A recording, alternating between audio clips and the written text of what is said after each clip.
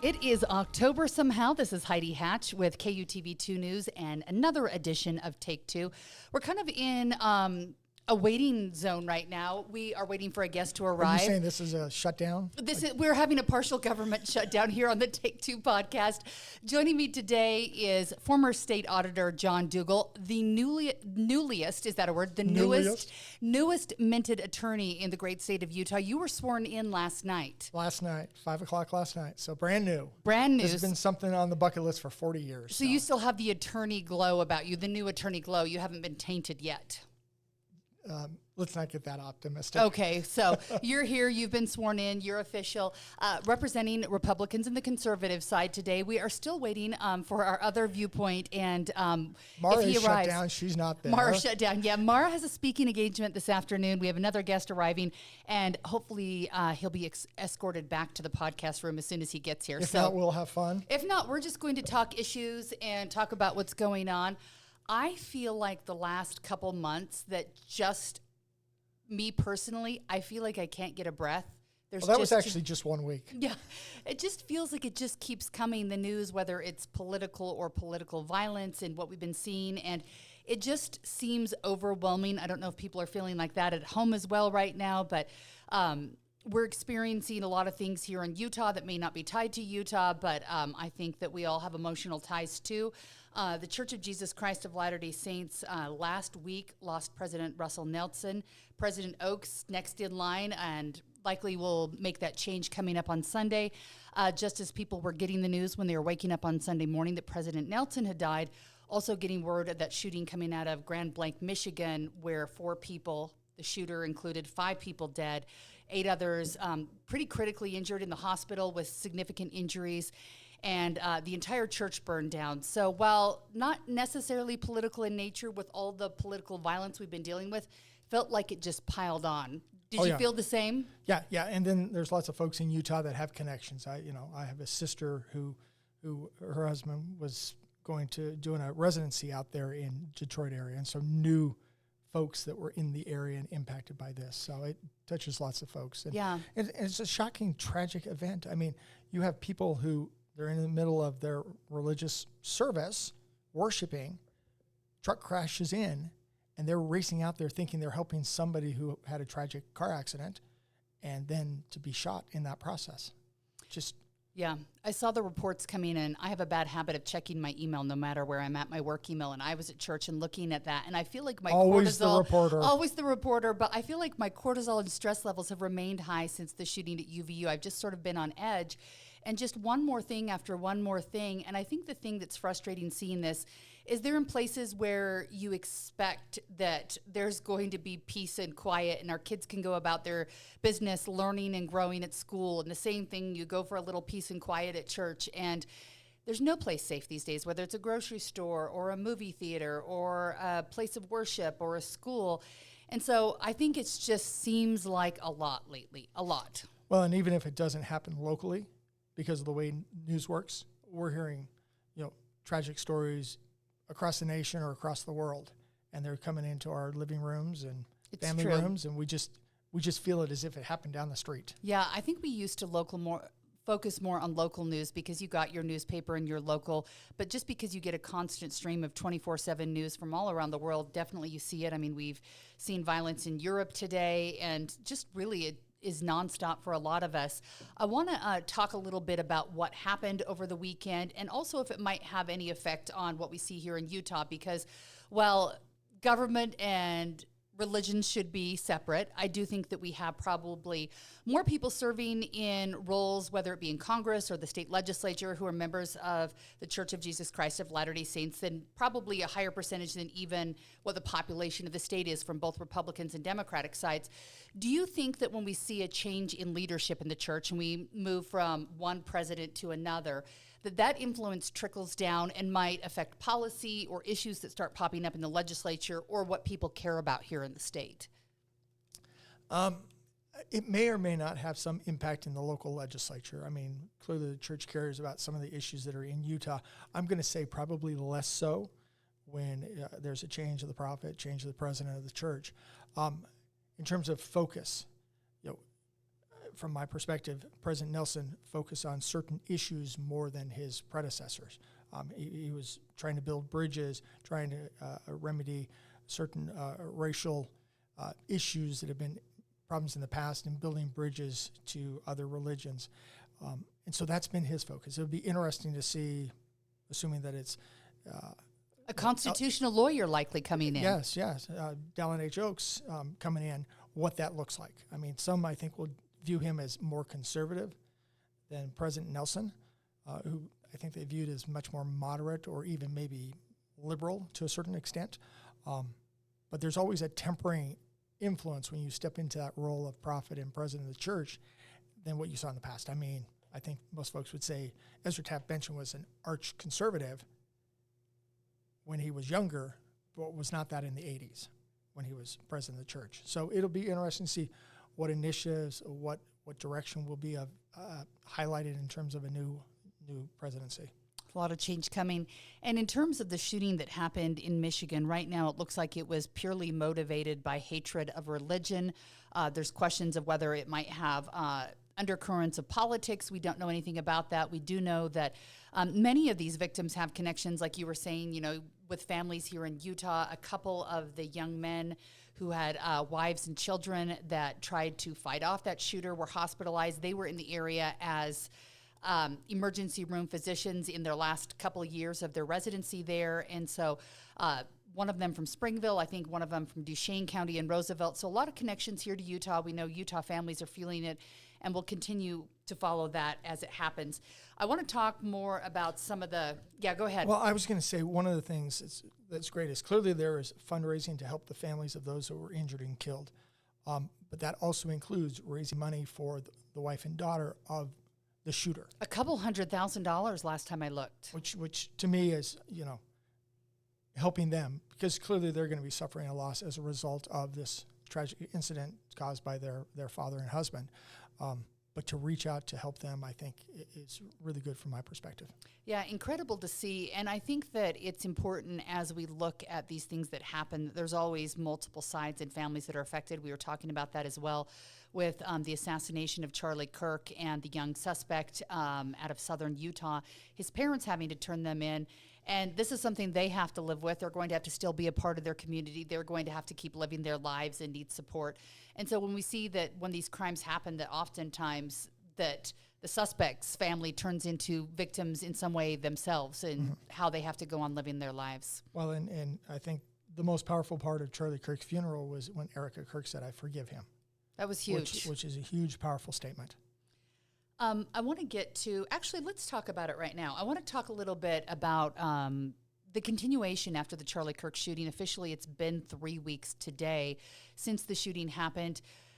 Earlier this week at Utah State University, they had Turning Point USA that returned. A lot of people didn't think that they would continue going on, but they decided to continue that college tour. Did you go up there? I did not, but they came back the day they were scheduled to do it. I mean, they didn't alter the schedule at all. September 30th was when they had scheduled it, and they showed up on September 30th. Yeah, and it was impressive. I have to say, too, that there were a lot of concerns, I think, from people that it would happen on campus after the security concerns that happened at UVU, which are getting looked at right now. The legislature has assigned a group, I think it's a law firm, that's looking at that and trying to learn lessons. They obviously learned lessons. They were ready. There was local, state, and federal there policing.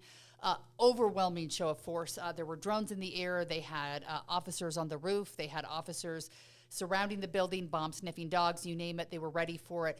And it was an overall peaceful night, but it was an interesting night because I feel like the Republican Party right now is somewhat fractured, especially after the gubernatorial election, where there seems to be some in-party fighting, and some of that in-party fighting went up there because Charlie Kirk a couple years ago, I don't know if you saw it, tweeted that he was not a big fan of Governor Cox because of some of the LGBTQ issues and girls' sports he was on.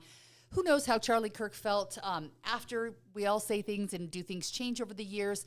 Governor Cox was chosen by Turning Point to represent them and be on stage, and some people weren't thrilled about it. Do you think that Governor Cox was a good choice to be on stage, or was he a bad idea because maybe he didn't reflect what people thought Charlie Kirk would want in his death?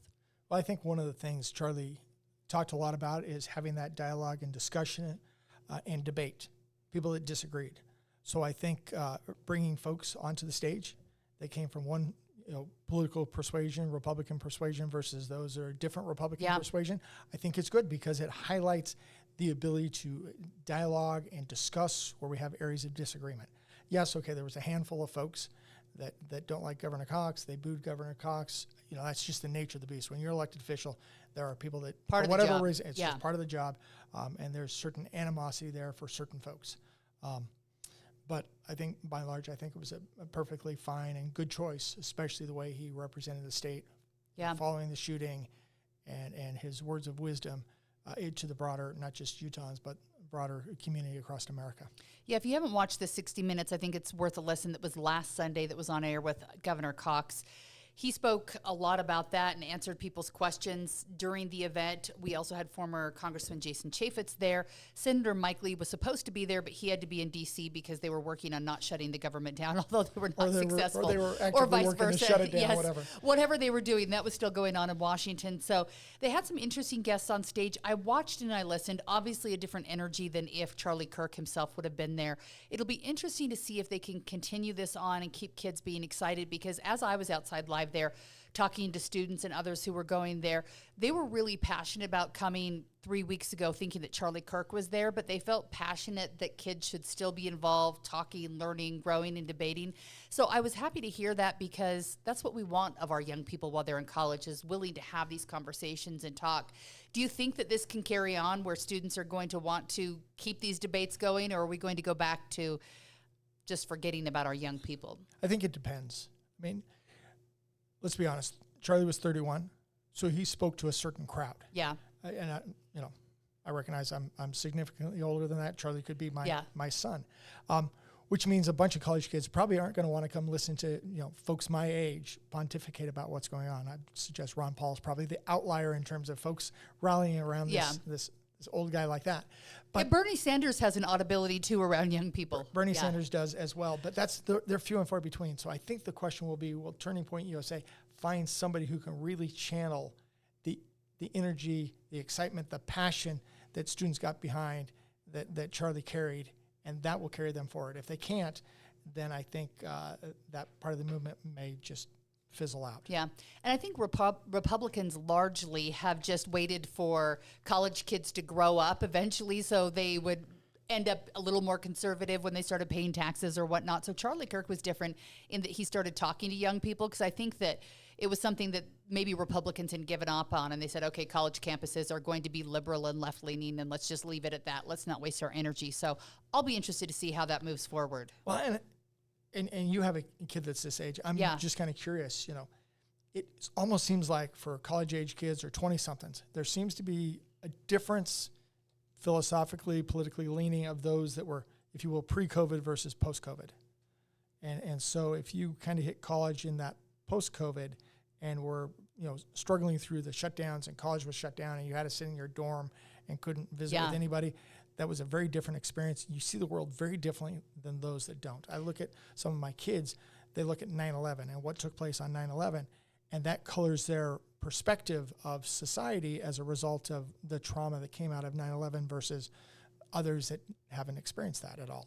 Absolutely. So it'll be interesting to see. My son, I haven't really seen him in the past few years being very politically minded. So I was actually surprised that he was at the Charlie Kirk event, and afterwards he showed me what he'd been researching, and he'd spent days researching and looking up issues that he wanted to debate and ask Charlie about. So I think that by him coming to campus, it got him excited and wanting to talk about it. And since then, he's had other friends who are more politically minded and were working, knocking doors with campaigns. And he's actually started doing that for the municipal election. So it might have lit a little fire inside my young one. So there you go. Well, my son's a firefighter because he watched 9/11, and that's just one of those things. Ever since then, he wanted to be a firefighter. It was life-altering to him. I love it. Well, we have some other issues to talk about. If you haven't heard, we are I almost done with our second full day of a government shutdown. It's been 7 years since the government actually shut down.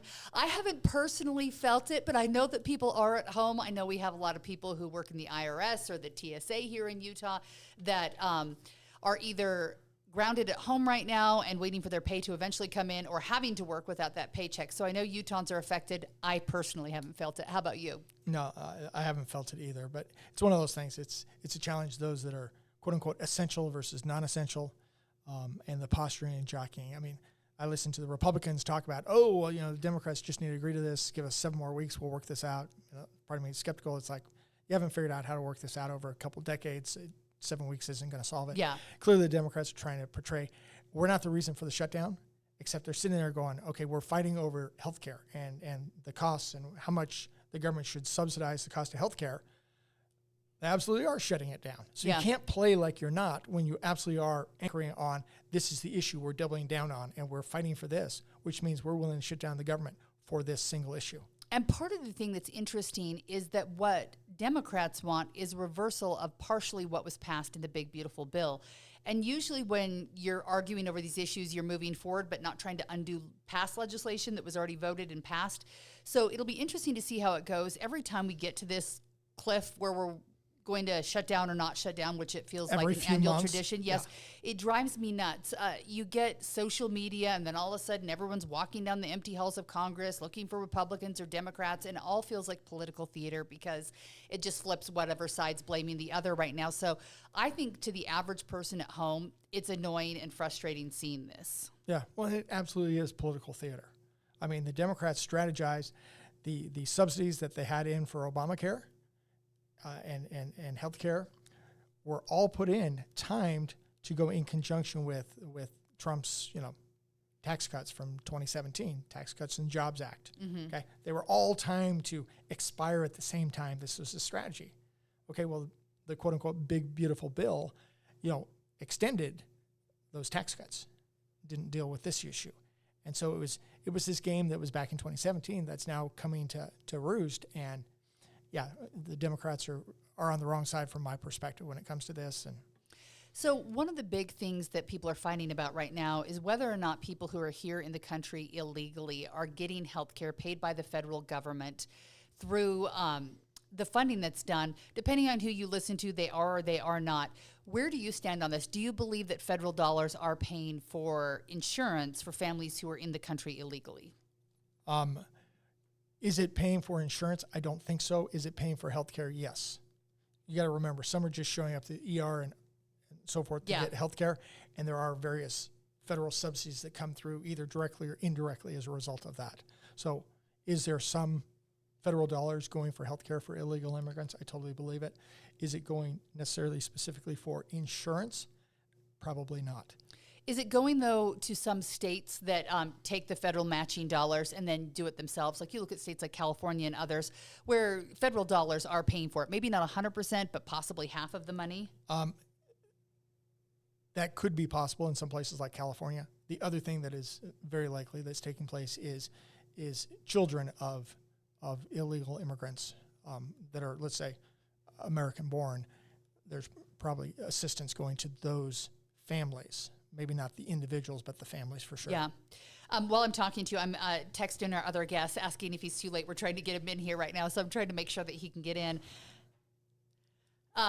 So when we look at this right now, how long, I printed off something. How long are we going to be shut down? How long are we going to be shutting down for? Because I was looking at poly markets because they're kind of fun to look at what the betting is right now. And as of last night, they said it was a 40% chance in the last, that it would last more than 2 weeks, which would be a solid shutdown.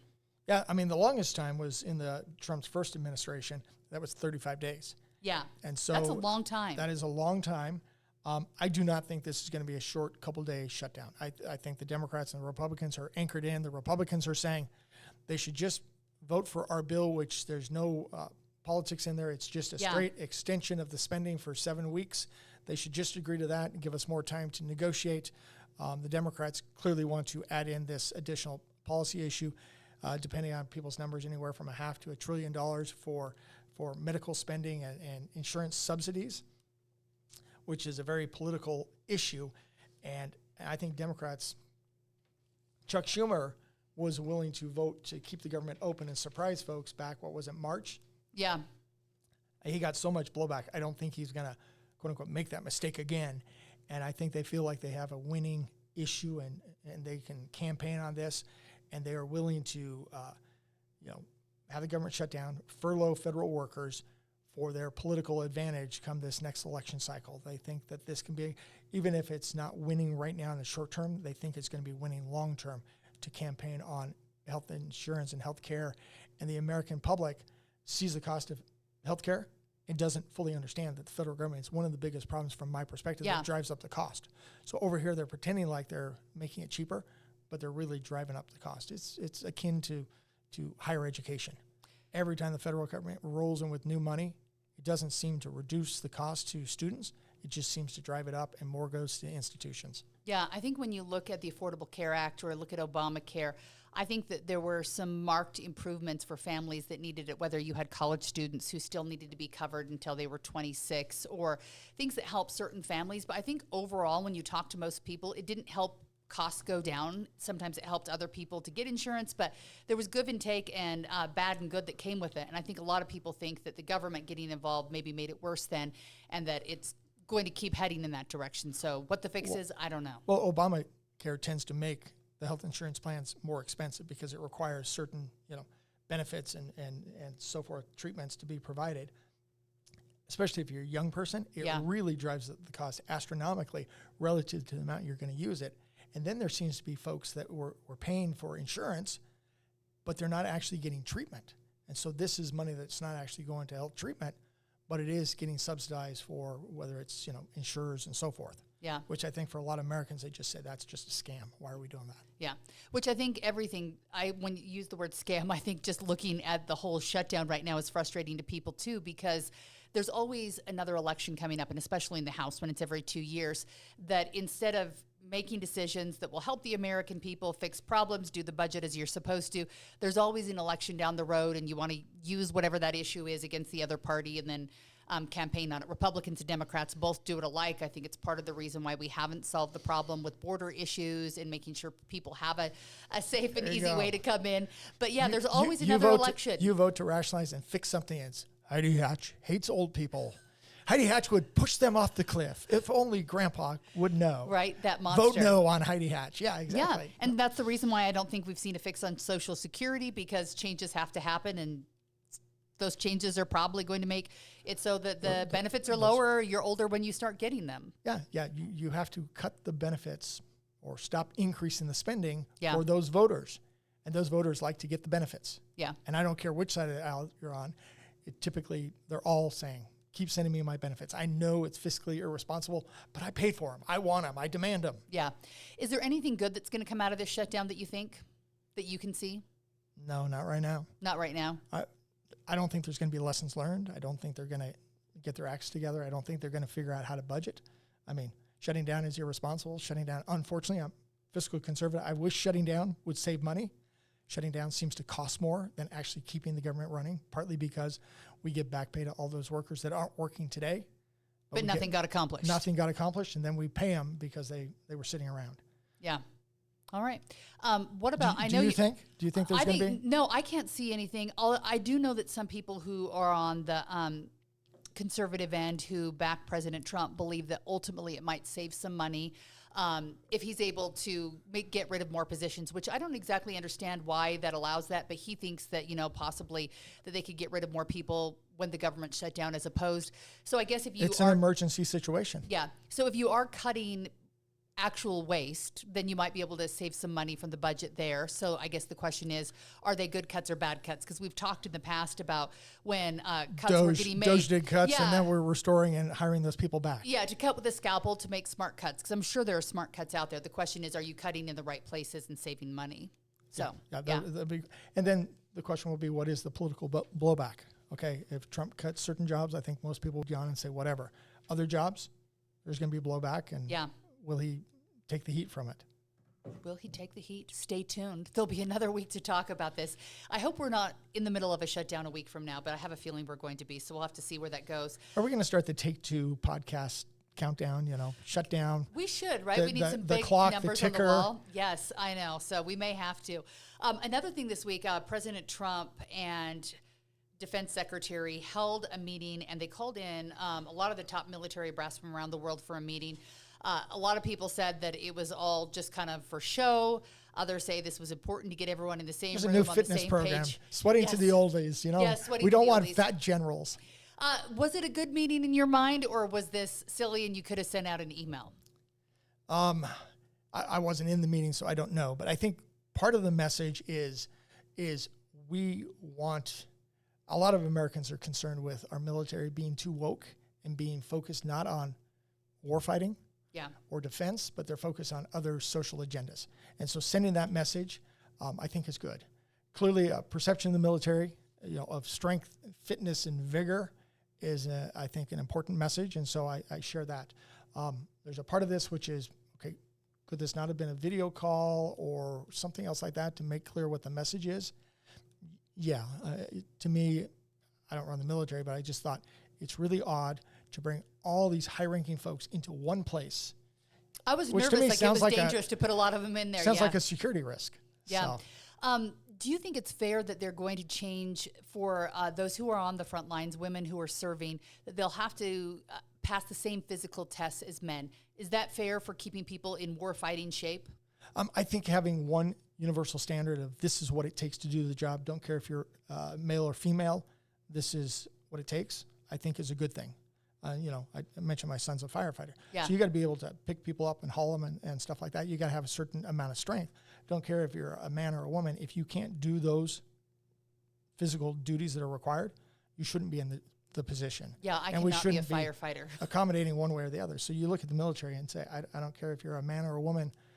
Boom, you need to fit these standards in terms of the strength of what this job takes. Now, we shouldn't be artificially steering it in one direction just to play a game, but what is it physically that you have to do that job? I think it's good to have one set of standards. Yeah, I think it makes sense too. And I think there's still ways that women and places they can serve if you couldn't. I, for one, would not be able to pass any of the tests. Somehow I've never been able to do male push-ups. I always do the girl version. I'm just not strong like that. I saw that video on social media of you doing your fitness program. Doing girl push-ups? I didn't see the girl push-ups. I saw, all sorts of other things. I could run a marathon. I can do all kinds of things, but somehow I can't do that. So I definitely would not pass the requirements. I know a lot of women can. So in school, I struggle with the rope climb. The rope climb. They don't do that anymore. Kids are just not built as tough as we were back in the day. Can you imagine if they let kids climb a rope that was connected to a ceiling like a couple stories high and then drop down? Nobody would allow that anymore. Well, we had the climbing bars and everything else, and I swear we had concrete when I was a kid, or asphalt in the playground. Yes. I was at a playground in West Jordan over the weekend, and it was like this squishy whatever, rubbery. I'm like, I've never been in a playground like that. I know. The merry-go-rounds now, they're just not fun. You can't even get them going a little bit fast, even if you want them to. Can't get people flinging off. The merry-go-round had barriers on the outside, so you couldn't get thrown out. So, yeah. I know. Times have changed for sure. Come on, buck up. Buck up. Snowflakes. I want to talk about a couple local political things. Next week, there is going to be a special session in the legislature. Promise? I promise it's going to happen. On Monday, yes. And I don't even know what all the issues are going to be that they're going to be discussing. Redistricting is top of mind. And the governor has to do his call. It comes out, I think, 2 days in advance. So we'll have to see what's on there. Watch for tomorrow. But Monday. Yeah, we'll know what the issues are. Is there anything else on your list where you're like, this is something that needs to be talked about in the interim?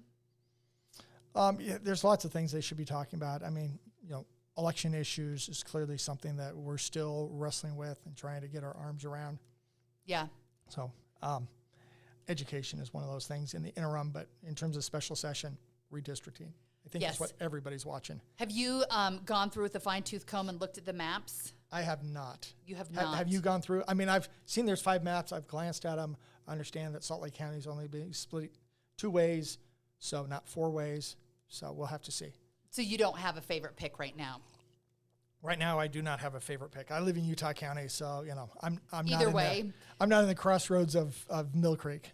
What do you think about Republicans weighing in on this? Because right now, the GOP sent out an email and said, we would like you to consider MAP 3. Is it okay that they're putting their thumb on the scale on this? Oh, I think anybody should be able to put their thumb on the scale and advocate for which ones they think are good and which ones they think aren't. And I come from the world.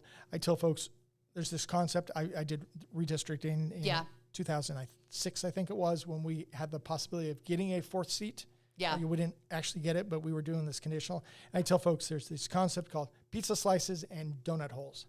Pizza slices is the concept of we want urban and rural mix in all of our seats. So all 4 seats should be a pizza slice with part urban, part rural. And donut holes are pockets of either liberal Salt Lake City or pockets of Utah County that are just self-contained, and they lean heavily one Yeah. way and lean heavily without that focus on urban and rural. And I lean more towards the pizza slice concept, but in 2006 we did the donut hole because we were balancing. They were willing to consider giving Utah a 4th seat that was a Democratic seat in exchange for, I don't remember the other state, giving them a Republican seat, and it was to balance the voting mix. Interesting. Are you hearing it all from people while you're at the Capitol right now that are pushing for one or the other or saying, hey, this is the better option? No, I'm not in those discussions. I'm sure there's some folks that are out there that are really passionate. Unfortunately, I'm going to say for most Utahns, they probably don't care that much. Yeah. I definitely think where most of those that care are definitely in the Salt Lake County area where they're wanting representation. Probably especially Salt Lake City area. Yeah, Salt Lake City and specifically. Close suburbs. Yeah. When you look at Democrats and how they're looking at the issue right now, I think many of them believe that there should be a clear-cut district in Utah where there will be a solid left-leaning seat where it will be a Democrat. Do you think that would be fair with the numbers we have in the state, or should it be a seat where it could go either direction? Well, this is one of those things. I mean, people will look at Utah and say, we're 70-30 Republican versus Democrat, so therefore we should have 3 Republican seats and 1 Democrat seat. It partly depends on the distribution of Democrats. Mm-hmm. If you're Democrats in Utah County, you're few and far between. Even though you're located there, there's no way you're going to have a Democratic seat. I get the dynamics. Salt Lake City is a whole different matter. When you look at Salt Lake and Park City, there's the possibility. I think it just depends on how they draw the map and what that mix is. I know there's a bunch of Democrats and Democratic operatives that are just chomping the bit come January. If the maps are drawn the right way, there's a whole bunch that want to run in the hopes that there's going to be a pickup of a Democratic seat. And it is going to be interesting because this could vastly change who's running in what district. So I'm assuming that our congressional leaders are watching this closely too, because their decision to run or not, or if someone else wants to run in their seat. Somebody just moved your cheese. Yeah. Your district is no longer anywhere near like what you had. Yeah. So when this happens, I don't know if redistricting happens in states where you have kind of a small number like we do too. Do they sit down behind the scenes and say, I'll run for this one, you run for this one? Or how do they fight this out in the back rooms? Sometimes what happens in the back rooms, and it depends on your congressional leaders. Some are actively in there putting their thumb on the scale saying, draw this map this way. Yeah. And some doesn't go their way, and so they resign and don't run for re-election. And others, avoid the process and don't really engage and just let the legislature pick it because they feel like it's too unseemly for them to weigh in heavily to say, draw my district this way, draw down this street, draw down this county line, draw it, Yeah. All right. Now you should be shaking in your boots. Scott Howell, the Democrat, is here and arrived. We started without you. Sorry that shutdown impacted you, but I'm glad you could make it. I know. So I'm glad you're here. I should note to people who are listening today. You've gone in protest? Right. I've been slightly, wouldn't use the word unorganized up, but I've been so busy lately. Discombobulated? Yes, discombobulated. There's been a few things going on. Yes, where I have world. been out in the field more than back at the station. Wow. And so I asked both of these gentlemen on the last minute to come in for this podcast. So I've created a little havoc here. So I'm glad that you're both here. Thank you for the invitation. We're thrilled. I'm thrilled to be with John, I'm too. John, Good friend. Scott, yeah. I know, and I feel like we dug through half the issue, so I'm like, we might have to let you have a say on a few of these because people are happy to do it. Yeah, so right now we're talking about redistricting and what's Sure. going to happen. Brian King, who's over the Democrats right now, new chair, he's saying that Republicans really shouldn't be weighing in on this. The GOP said, hey, let's look at map 3. Do you think that political parties should be able to weigh in after these maps are out there, or where do you stand on that? Well, whether I think it or not, they do. Yeah. So let's just all be upfront about that. I have a little experience in this because I was gerrymandered out of my seat the first time I ran for the Utah State Senate.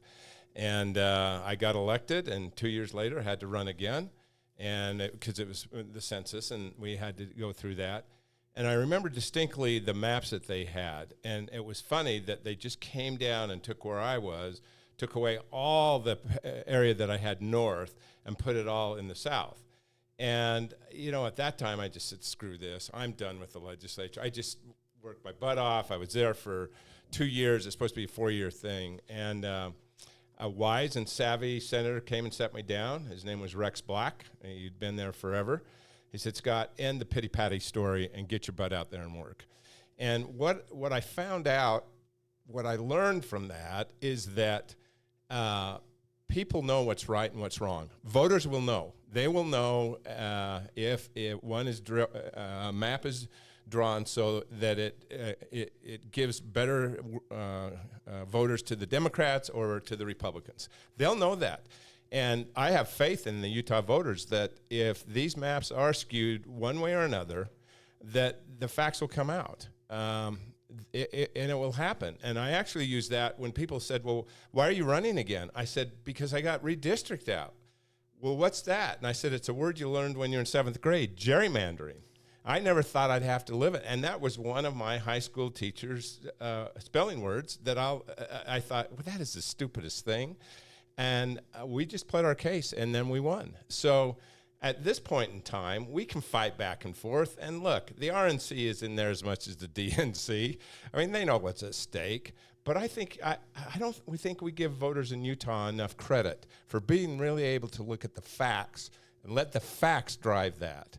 And whether John and I are running against each other and we got put into this heavy Democrat, people would like John. And if he used that as one of his campaign slogans, they'd vote for him. And vice versa. I remember that.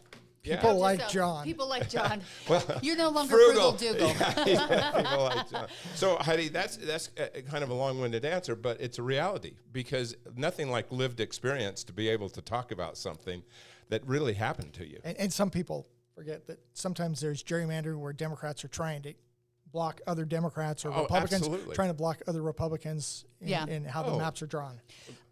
We were talking before you came in about whether or not there should be a solid Democratic seat in the state of Utah, or if it should be how it kind of has been in the past for the 3rd or 4th district, where it could go either direction. Do you think that Utah really needs to have a Salt Lake City-centric, Park City-centric district that probably will go Democrat every time, or should it be one where it could go either way? And I could just do the And I opposite. talked about pizza slices and donut holes. Oh, there you go. There So you go. I Because teed that up. Yeah, well, you did. You did just perfect. I don't know because, of course, Democrats would say, well, we should have all Park City and we should also have Salt Lake City. But remember, voters are Democrats and Republicans, and once you're elected, you have to represent both of them. Right. I mean, that's an important thing on this. What about those independents? Yeah, and independents are the ones that are going to really drive who wins and who doesn't. So for me, I don't want to be heavy-sided on one way or the other. It's just not right. When you look at how they do the census and you take that into consideration of the criteria that they list, it can be divided. It can be. But I know my colleagues, and they'll probably be mad that I didn't jump up and down and say, oh, yeah, Salt Lake City's so different.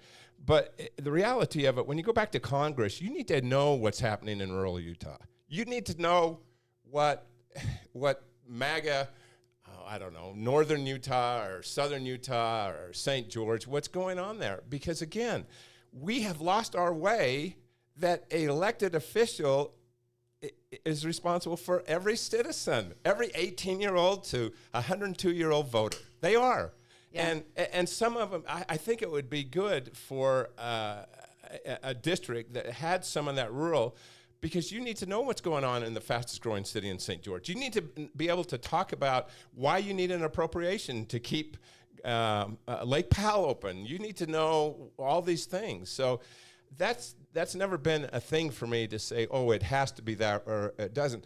Just represent the voters. Yeah.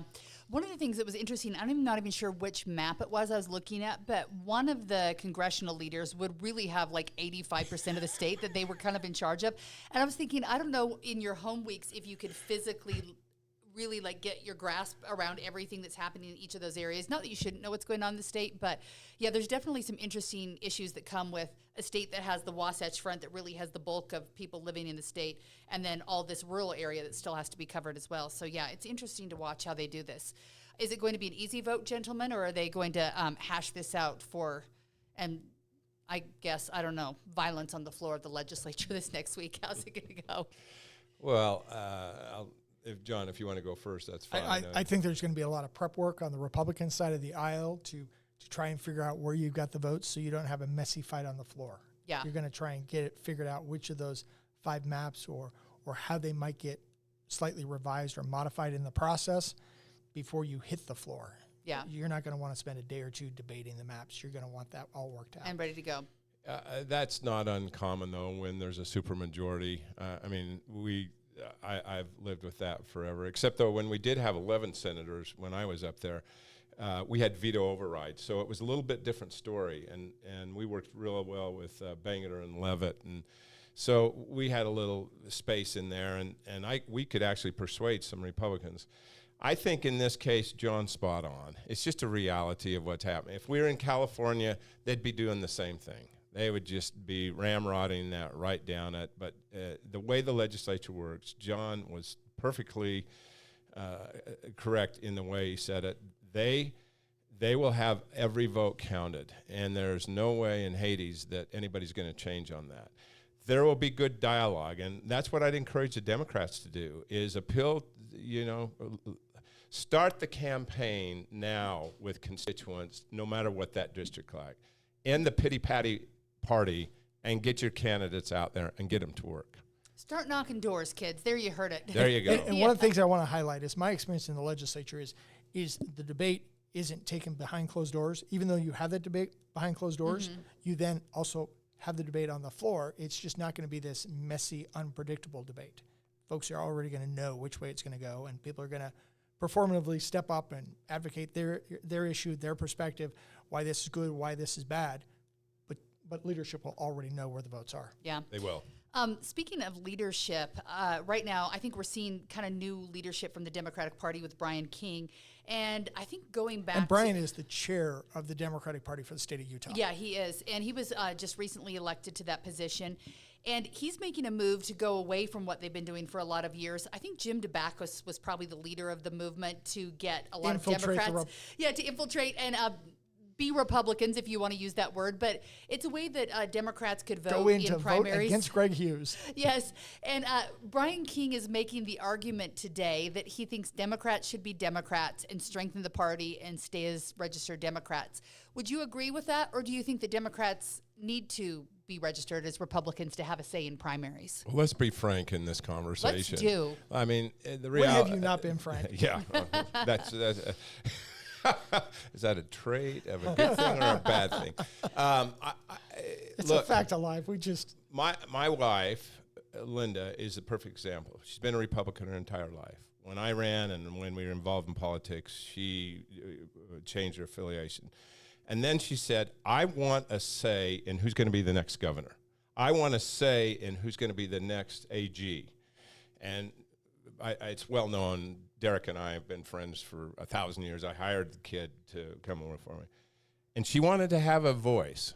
And I don't think the Democrats are really doing themselves a favor by shaming Democrats when they change their affiliation. I just think that's not the way to bring them in. The way to bring them in is to say, this is what we believe. This is our party platform. And you've left, but come back and let us show this new party that emphasizes the family, freedom. It emphasizes education.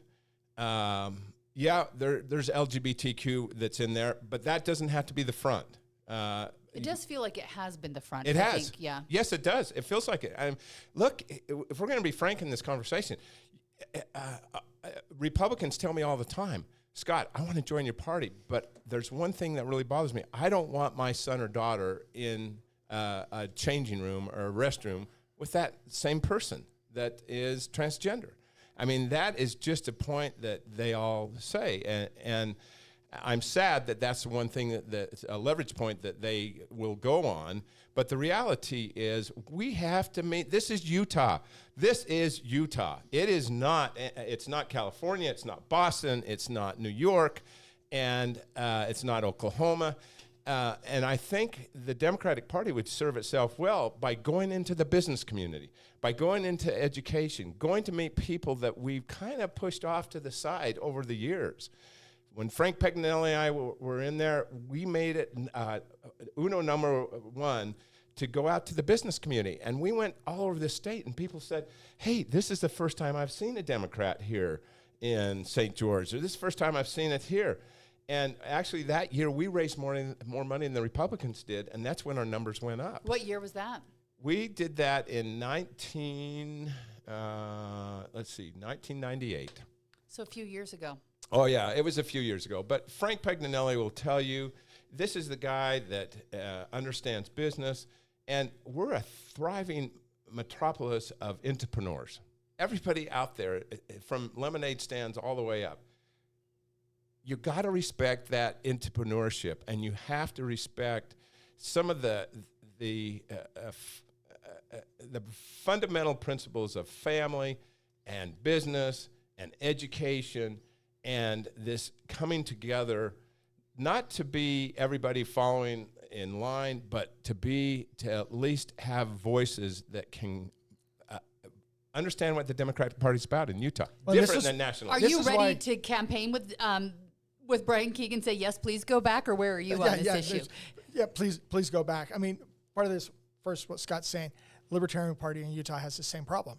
Rather than having freedom and liberty showcased as the centerpiece of their agenda, it's legalized drugs. Yeah. And okay, that may be an aspect of it, but don't put that front and center. That doesn't sell here in Utah. But I see what the Democrats are doing in Utah is a lot like what Republicans do in California. Okay, if you want to have any say on what's going on with who's going to govern California, you've got to be in the Democratic Party, whether you like it or not. That's just the reality. And so this is going to be the hard selling point for Brian. It's exactly what Scott said. Do you want to have a say in who's going to be your governor? Yeah. If so, you got to have some involvement in either the convention process or the primary process.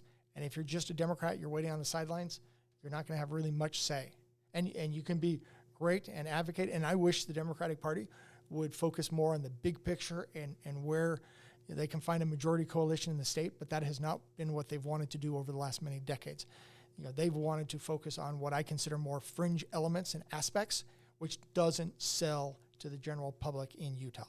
Yeah. Amen, John. And let me give you another perfect example.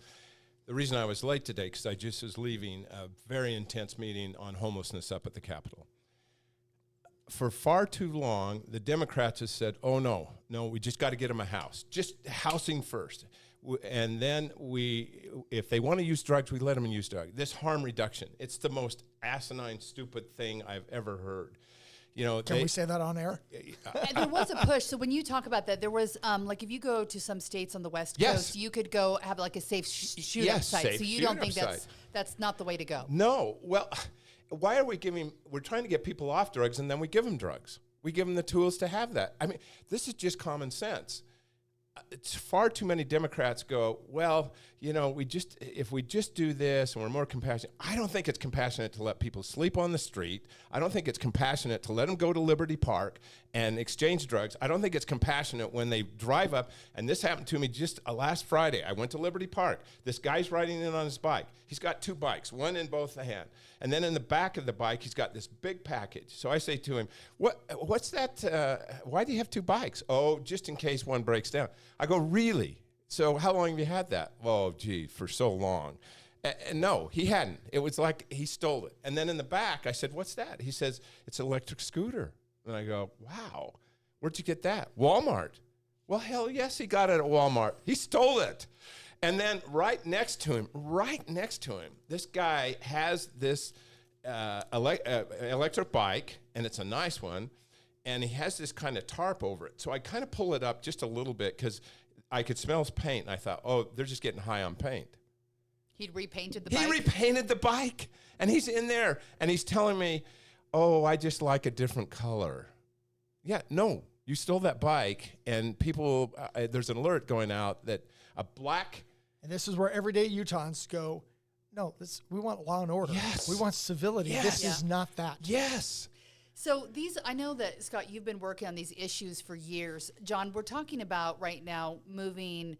We spent a ton of money to separate out after we went from Rio Grande to a women's shelter and a men's shelter. That didn't work. We're now spending new money to put everyone back in the same area again. And we're doing it on an area that's probably 7 or 8 miles out of the heart of Salt Lake City where a lot of the services are. Are we moving in the right direction, putting like a campus where all the services are together, but it's outside the city? Or are we just making a mistake again because people are going to just come back here and want to hang out at Pioneer Park? Well, Yogi Berra said predictions are hard, especially about the future. This is true. And this is one of those things. If there were an easy answer, we would have already figured it. We would have already done it. And so what we're trying to do, we're dealing with human nature, and we're dealing with some people that are mentally ill. And therefore, it's not predictable how they're going to respond, how they're going to behave. We can try and get them housing, but they don't want to be in the housing, and so forth. And some of this stuff, unfortunately, there's certain generational aspects in what's going on. And so I think we need to figure out and continue to experiment to try and see what works and what doesn't work. But we need to make sure we have the metrics to judge whether it's working or not. I think sometimes we have metrics that really want to keep people homeless and really want to keep people dependent rather than saying, okay, here's what we've done to actually get them off. Because unfortunately, some of the bureaucracies, the power comes from the size of their budget, which means if I help get somebody successful and off drugs and in a home and with a job, all of a sudden my budget gets cut, and therefore my power goes down. And this is, like I said, it's difficult, but we got to make sure we've got the right metrics, the right focus on helping people succeed, and recognize, unfortunately, we're going to have some people that we're just going to have to give them aid for extended period of time because for whatever reason, physically or mentally, they cannot get to the realm where we are. Are we headed in the right direction when you come out of this meeting, or do you feel like we're just throwing a lot of money at a problem that can't be solved? Well, and Scott's dealt with this much more personally than I have. First of all, John's spot on. Data-driven decision has to happen. But here's the whole issue. I've been in this for 20 years. Nothing has changed. We give the same amount of money to our service providers with the increases. But what's happened? What's changed? Do we see more people involved in work, the dignity of work? Do we see more people in mental health service? Do we see more people in drug recovery? Do we see more people that are in education to learn a skill? John said it just right. This is a business. This is a freaking business. And I'm not going to disparage against them because these people, a lot of them have done good things, but they're not good enough. They're good for them in their pocketbook, but they're not good for you, that homeless person, for me. They are not working, and it's insane that we keep giving the same increases in money to these people. And I can tell you right now, John just said something that just really hit home. When we first started this, 2 mayors fought like Hades to have this decentralized model. Greg Hughes said we should have a campus model. Now, we brought in Dr. Robert Marbut, the subject matter expert in the whole world. Now he's got a big job with HUD. He is over all homelessness now. He loves Utah. And he said, that will fail. It will fail. Because the model that split it up. That split it up. When you have a campus model, you can take people like what John was talking about with severe mental challenges and do involuntary commitment. The police officer can say, Scott, you're going through an episode right now. So we're taking you to this campus, and in this part of the campus is going to be some mental health services. And we're going to commit you to that because you don't even know what day it is. You don't even know anything. In the campus model, you can do just what they do at the University of Utah. They have freshmen, they have sophomores, they have juniors, and then seniors. That's all under one guise, so everybody knows everything. They have a pass that they get in and get out with. It's not free for all, come in, come out. And when they gather some data about, well, Scott's from Idaho. He's from Blackfoot, Idaho. And you know what? We know some of his relatives. We're going to contact them, and we're going to suggest that he go back or she goes back to where they came from. Because sometimes family members don't even know where they're at. Yes, they're lost. And we had that. Greg Hughes got that implemented. Greg Hughes was so freaking smart on this. I cringe when people say, oh, he just was a leaf blower and he had no compassion. No, Greg had all the compassion in the world because he wanted to rehabilitate those people to make them productive citizens again. And I see it a time and time and time again when I go down there and I talk to people. They want to come back, but they don't get any treatment when they go to the road home at 5 and get booted out at 7 in the morning and they're back on the street. The campus, you would get up in the morning, you'd have a responsibility. It's kind of like the TOSA model. The other side academy. So you'd have like a job during the day to do? Absolutely, whether it's sweeping the floor, whether it's picking up the garbage. But you know, when that dignity of work comes back into your heart and soul, you feel like you're somebody again. Yeah. You do. I don't know how to explain it. And for the other side academy, their accountability to each other as peer-to-peer, that is powerful, and that's critical. One of the things I'm going to highlight, one of the areas where we focus so much on what I'm going to describe as this acute issue, and a lot of this starts earlier in life. And so what are we doing when it comes to the educational system, helping families be stronger as families, those type of issues to try and minimize the impacts of homelessness decades later. If you drop out of school because it's not well suited to you and you don't have skills, and then you get on drugs, and then you have mental health issues as a result, whatever it might be, we're trying to deal with issues here rather than saying, what are we doing upstream? And unfortunately, we live in a culture of mediocrity when it comes to our educational system. And we allow too many kids to just go along at whatever. Just kind of move through the system. Just move through the system, and which is tragic. And when we talk about AI and technology and what's going to be the future, that causes me even greater concern when technology can fill the jobs of whatever it might be, a news reporter, for example. There's going to be AI anchors soon. I know it. What does that mean? And where are people going to get their jobs, their life satisfaction, whatever it might be? Well, and to top of that, all this off. Did you guys figure it out at the Capitol today? We had a great conversation. We're making progress. And jail has to be part of this. You might have to go to jail. You know what? You might have to, because right now, Thanks a lot. You don't even know what's going on. And jail's not a bad place. Jail is a deterrent. I remember one time when I was probably 12 or 13, I was just being a jerk to my parents. And they had some friends that, and I can't remember what it's called. It was like the delinquency center or something like that. Ooh, did you get a tour? Well, this is what happened. I remember, and I deserved it because I was just being horrible to my parents. My dad said, come on, we're going to go down there. And I said, great, we'll go down. And as we got closer and closer, I thought, you are so stupid, Scott. You better get reality. You better say you're sorry, and you better come around. And I can remember, Dad, I can't see now, or something like that. I said, I think I know what we need to do. I don't need to go in, or I said something. But jail, using that same analogy, is let's put them in jail. Oh, and they'll say, Scott Howell, you are so mean. Homeless is not a crime. No, it's not a crime. It's not at all. But there's other crimes that are connected to it. The fingers out of that being homeless, it's just reality. There were 20 people over there this day at the Liberty Park, and I could not believe how brazen they were to me. I mean, they were so brutally honest. And one of them said to me, oh, did you believe that guy? I go, no, I don't believe him. He says, yeah, he'll go sell this, and then we get blues.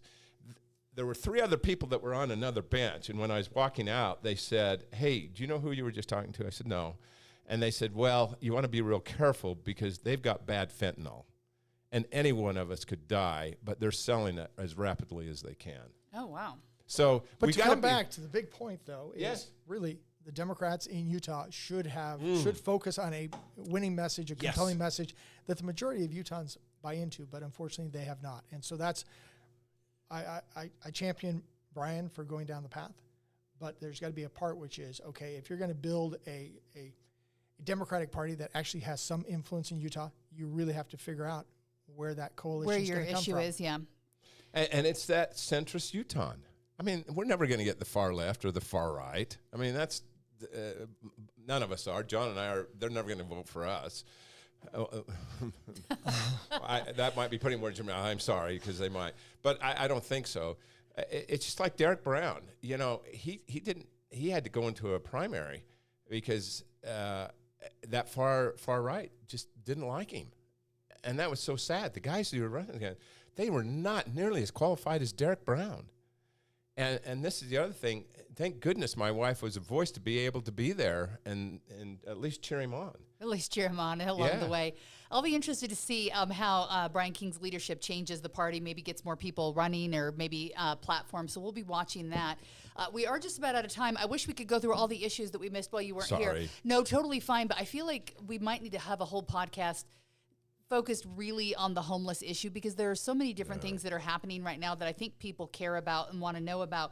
I did want to mention really quickly that Senator Dan McKay said that he won't be running for re-election if his wife wins the Riverton mayoral race, so there might be an open seat right there. Hey, this is one of those, she's running for mayor, and part of the scuttlebutt is we really don't want to have, a mayor and a state senator on the same household, yada, yada, yada. So it's become a thing in the campaign, and so that's why he put out that message, which is, I want to support her. If she wins, I won't run for re-election. I didn't realize it had been part of the campaign. Interesting. Hey, there was a time where my wife hosted a PTA debate at the request of the PTA, and people thought she and I were trying to run Highland City. Ooh, like trying to take it over like the mafia. Like, really, Highland. Okay. That's so funny. It's pretty high up there. I know. It is interesting. So his seat might be open. I was thinking that he was just being a husband that was being nice and ready to let his wife shine, but apparently there was more drama there than I realized. Yeah, but he does want his wife to shine and wants to be supported. She's been supportive of him for, as he described, 25 years, and it's his turn to support her. I love that. My husband's done the same for me. He was the stay-at-home dad while our kids were home, and has let me shine all of these years. So I need to go support him doing something exciting. I've got to figure out what it is amongst us that we're going to do next. He's running for mayor, huh? Running for mayor. Tell the South Jordan mayor she better watch out. Really quickly before we go, I wanted to let people know, too, you had a great op-ed in the Deseret News. Tell us about it real quickly if people want to check it out. Bottom line was the Charlie Kirk tragedy was just that. And I felt so compelled to do something. And what I really had this thought was, if my grandkids come to me and say, Grandpa, what did you do during this time? And if we cancel freedom of speech, then this democracy will be gone. It will absolutely be gone. I just felt like the people need to have a voice, and it should be a voice of reason. And I just had very strong feelings that this is the way to do it. And Charlie expressed his First Amendment rights. And John should be able to, you should be able to, Heidi. And that was the compelling reason, because, when Pam Bondi said, we'll come after you. If you say anything negative, we're going to come after you. Are you kidding me? Serious? Really? It's always easy to say till it flips sides, and it's your side that's getting... Yeah, exactly. Yeah. Hypocrisy is the easy thing. It's human nature. But Scott wrote a great op-ed. And he sent it off to me, so I sent him the op-ed I wrote a couple weeks ago. And that was I great. missed yours. Where was your op-ed? So mine was in Deseret News. As well, It was it was a Constitution Day kind of op-ed, so it was a mix of... Talk nerdy to us, nerdy. Well, I'd throw in Lord of the Rings. Ooh. That's how he opened it up. It was all about the concern for power. And my key point was the founders understood and wanted to check power. Constitution, it was checks and balances, sharing of power. And when you think about us today, we've lost that concept. We think power is bad when it's in the hands of our opponent, but it's good when it's in our hands, rather than understanding the danger in whoever hands it's in. It's true. All right. Well, I'm going to check yours out. I will link both of them in this podcast if you want to read the deep thoughts on them. Thank you, both of you, for being a part of the conversation more than ever, I think, after we've seen the Charlie Kirk shooting and talking about freedom of speech and listening to both sides. I think it's important to have these conversations where we can come and be nice to each other, talk tough issues, and we will continue doing it. So thank you very much for joining us last minute. And thanks, Heidi. Yeah, thanks for coming in, and we'll be back again next week. And you'd be a great candidate. Oh, you're nice. I got to figure out what I'm running for. PTA, probably. We'll help you. Yeah. Taking over South Jordan. Ooh, yes. Do you live in South Jordan?